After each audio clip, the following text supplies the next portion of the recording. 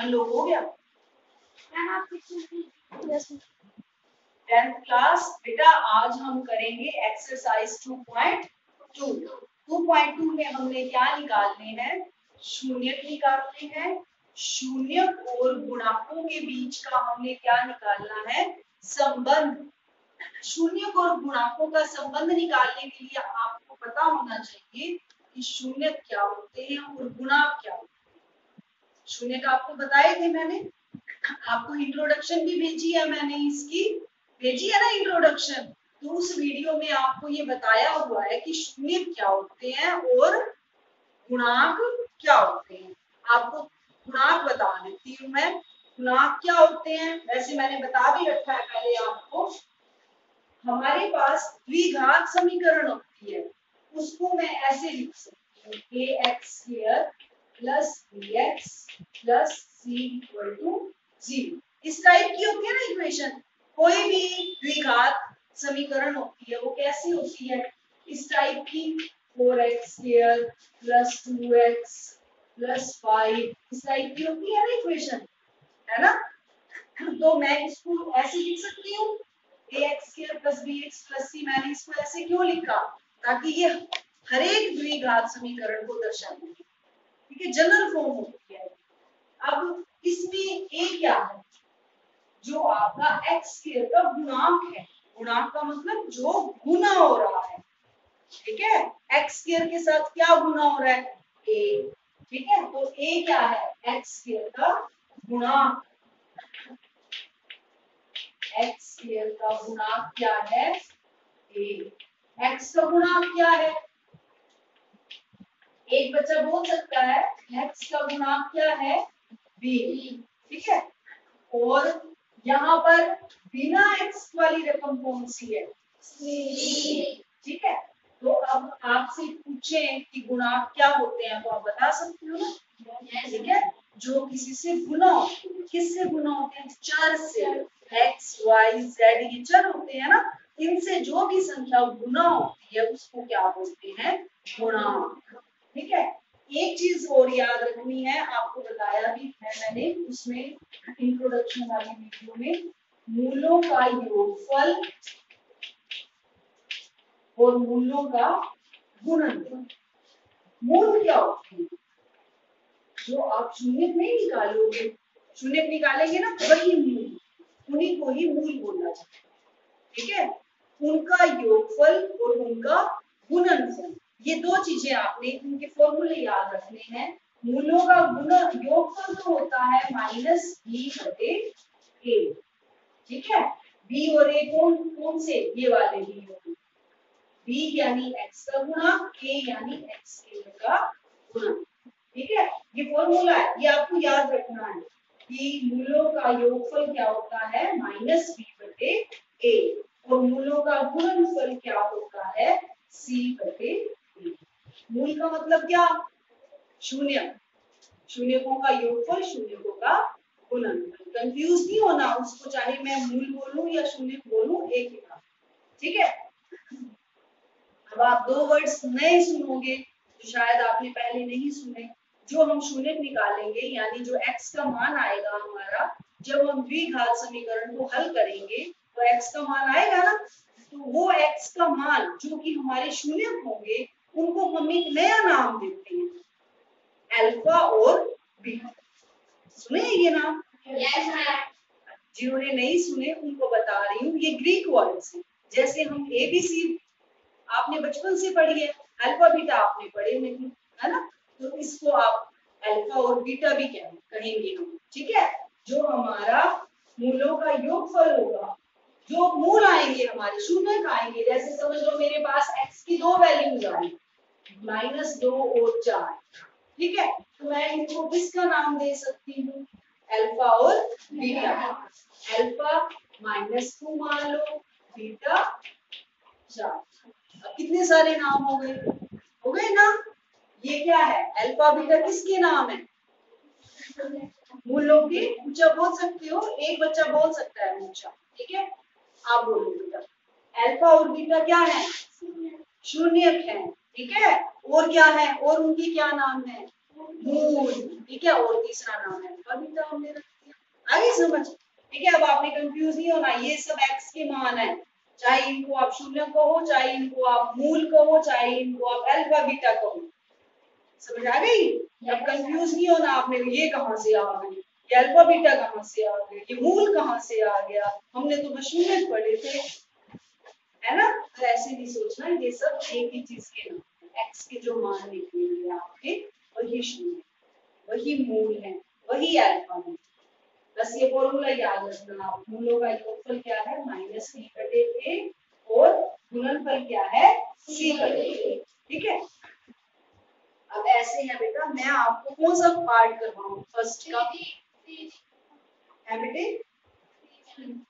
Third third करवाऊं, first और second करोगे आप खुद से ट्राई? Yes ma'am. ठीक है, क्योंकि ये है तो एक जैसे ही सारे, जो अलग होंगे वही करवाऊं। तो फर्स्ट का जो आपका थर्ड पार्ट है 6x² - 3 -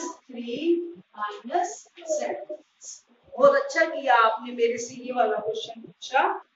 सबसे पहले हमने शून्य निकाला, ठीक है। शून्य निकालने के लिए द्विघात समीकरण को किसके बराबर रखेंगे, शून्य, है ना। ये हमारा पहला स्टेप, ठीक। लेकिन उससे पहले आप चेक करो क्या ये द्विघात समीकरण है, नहीं है, ये द्विघात समीकरण नहीं है, है ना। तो आप क्यों कह रहे हो, कौन कह रहा है क्यों नहीं? बेटा ये है, लेकिन इसको सही सेट नहीं किया, है ना। हम इसको सेट करेंगे। द्विघात समीकरण में क्या होता है, पहले x² वाली रकम होती है, फिर x वाली रकम होती है, फिर बिना x वाली होती है ना। तो इसको मैं पहले सेट कर लेती हूँ, 6x² - 7x - 3 लिख सकते हैं, कोई फर्क तो नहीं है। -1 और -2 को मुझे हल करना है, तो आंसर वही आएगा जो -2 का आएगा, है ना। तो अब सबसे पहला स्टेप इसको सेट करके फिर इसके बराबर रखोगे 0 बनेगा, ठीक है। रजिस्टर रखो मेरे पास। अब हमने क्या बनाने हैं, टुकड़े बनाने हैं। टुकड़े बनाने के लिए हम क्या करेंगे, टुकड़े बनाने के लिए पहली रकम और तीसरी ऐसे की ऐसे, है ना। और बीच वाली रकम के टुकड़े बनाने हैं। बीच में क्या है, -7x, ठीक है। अब कोई ऐसी रकम सोचो, कोई ऐसे दो टुकड़े सोचो जिनको अगर मैं गुना करूं तो क्या आना चाहिए, 18, छेदिए 18, ठीक है। और जमा या घटा करूं तो क्या आना चाहिए, -7, मतलब गुना तो आनी चाहिए -18, ठीक है। और प्लस या माइनस आना चाहिए -7, ठीक है। तो पहले गुना सोच लिया करो, उससे इजी हो जाता है। 2 से शुरू हो जाओ, 2 निम 18, सीधा 18 के बारे में सोचो, 2 निम 18, और 9 और 2 बने ना टुकड़े, 2 और 9 बने टुकड़े, और 9 में से 2 साथ भी होते बन गए पहली बार में। आगे समझ कैसे सोचना है आपने। अब 9 दूनी 18, अब मुझे ये सोचना है कि 2 और 9 में से कौन सा माइनस का होगा, कौन सा प्लस का होगा। अब मुझे 7 जो है वो माइनस का चाहिए, है ना। तो जमा या हम माइनस करते हैं, तो माइनस जब आंसर होता है हमारा वो कब आता है, जब बड़ी रकम के आगे माइनस हो जाए, यानी मैं माइनस का 9 लूं और प्लस का 2, ठीक है। तो आंसर क्या आएगा, माइनस का 7, ठीक है। और -9 और 2 की गुना भी माइनस के 18 होगी। आई समझ, ठीक है बेटा। ये प्रैक्टिस करनी है आपने, जितने ज्यादा सम करोगे उतनी ज्यादा आपकी प्रैक्टिस होगी, ठीक है। आपका माइंड सोचेगा, खुद जोर लगाना है आपने, नकल नहीं करनी। एग्जाम्पल उठा लो कोई भी, उस पर प्रैक्टिस करो, बहुत देर सोचते रहो, नहीं कुछ सोचा तो देख लेना लास्ट में, तुम्हारे पास ही तो पड़ा है, एग्जाम्पल्स पे ट्राई कर लो पहले, ठीक है। अब देखो टुकड़े बन गए, पहले बड़ा लिखना है हमेशा ही, माइनस के 9x और प्लस के 2x, समझ आ गई। अब हमने नेक्स्ट स्टेप क्या करना था, जोड़े, वेरी गुड, 2 के पेयर बना लो, ठीक है। अब इन दोनों में से देखो x तो बाहर आएगा ही आएगा, ठीक है, क्योंकि 2x इसमें 2 पड़े हैं, x इसमें 1 पड़ा है, तो एक x बाहर निकाल सकती हूँ मैं। 6 और 9 में क्या बाहर निकाल 3, वेरी गुड, एक्सीलेंट, 3 बाहर निकाल रही हूँ, ठीक है। अब 3 दूनी 6 तो बच गया अंदर, एक x बाहर, एक x अंदर, माइनस 9 को 3 से भाग दोगे 3, x बाहर है ना, ठीक है, x तो नहीं आएगा ना यहाँ, हाँ बाहर आ गया। अब अगली रकम देखो, 2x और 3 में से कुछ भी कॉमन नहीं आ सकता, तो आपने क्या कॉमन लिया है, a, ठीक है, प्लस के a। अब दोनों ब्रैकेट में सेम बच रहा है ना, है ना। अगर आपका सेम ना बचे तब आपने सोचना है कि कहाँ गलती है, ठीक है। अब अभी सारी रकम 2x माइनस 3 2 बार आ रहा है ना, उसको बाहर निकाल दे, ठीक है।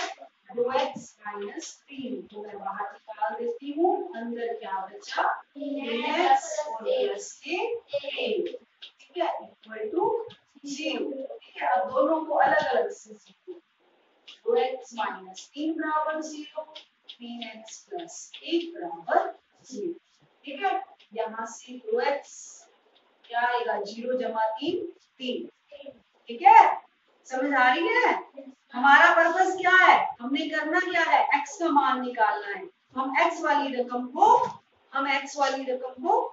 अलग करेंगे, ठीक है। तो x क्या आया 3/2, माइनस मत कर देना, आधे बच्चे माइनस कर देते हैं। जब इस साइड गुना होती है तो उस साइड भाग होती है, इस साइड प्लस होता है तो उस साइड माइनस होता है, ठीक है। 3x बराबर क्या आएगा यहाँ 0 माइनस 1 है ना, x क्या आएगा -1/3, ठीक है, समझ आ गई। ये अब क्या निकल आई, शून्य, मूल निकल आई हमारे, है ना, शून्य निकल आई। अब क्या करें फिर, शून्य हमने एक आंसर को निकाल दिया, ठीक है। शून्य आ गए हमारे 3/2 और -1/3, एक आंसर आ गया यहाँ तक। अब ध्यान से देखो, अब हमने क्या करना है, अब हमने शून्य और गुणांकों के बीच का संबंध निकालना है। शून्य किए है हमारे, गुणांक क्या कहाँ है, इसमें ये है ना हमारी सेट की हुई, ये गुणांक जो है 6 -7 -3, ये क्या है गुणांक, ठीक है। शून्य और गुणांकों के बीच का संबंध कहाँ से निकालेंगे, जो मैंने आपको अभी अभी फॉर्मूला बताया था, शून्यों का योगफल और शून्यों का गुणनफल, ठीक है। अब उससे पहले शून्य मेरे पास ये भी पड़े हैं, पहले तो मैं यहाँ से निकालूंगी योगफल और गुणनफल, फिर किसकी हेल्प से निकालूंगी, फॉर्मूले की हेल्प से। अगर वो दोनों बराबर आ जाते हैं तो हमारा संबंध सही होगा शून्य और गुणांकों के बीच का। अगर दोनों सही बराबर नहीं आते मींस हमारा संबंध गलत, और ऐसा होगा ही नहीं अगर हमारा संबंध, ठीक है। अब सबसे पहले ये जो शून्य निकाले हैं, मैं इन दोनों का योग करूंगी और इन दोनों का गुणा करूंगी, ठीक है। शून्य को योगफल, ठीक है। अभी फॉर्मूला नहीं लगाना, अभी जो शून्य है इन दोनों को योग, यानी 3/2 में मुझे किसको जोड़ना है, -1/3, 3 प्लस माइनस माइनस 1/3, एलसीएम लोगे, ठीक है। 6 को 2 से भाग दोगे 3 को 3 से गुणा करोगे 9, 6 को 3 से भाग दोगे 2 को 1 से गुणा करोगे 2 में से 2 गए, ठीक है। ये क्या आया, शून्य का योगफल, ठीक है। इसको नंबर दे के रख लो, इसको आपको चेक करना पड़ेगा, ठीक। ये क्या है हमारा योग, ठीक है। अब क्या निकालेंगे, शून्य को का गुणनफल, गुणनफल जो शून्य का निकाले हैं पहले गुना 3/2 को किससे गुणा करोगे, -1/3, 3 से 3 -1/2, ठीक है। इसको दे दो नंबर 2। ठीक है, अब ये तो निकाल लिया हमने शून्यकों से, अब हम कहाँ से निकालेंगे? गुणांकों से। ठीक है, तभी तो संबंध आएगा ना। अब मैं गुणांकों को ले लेती हूँ, ये मिटा दो, शून्य क्यों निकाल लिया है ना आपको, ये मिटा दो।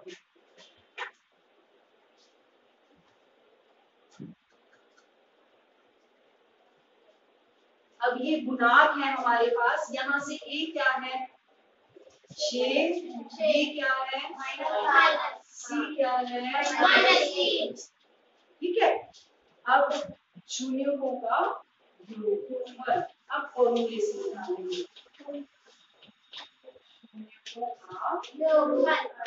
क्या होता है -b/a, माइनस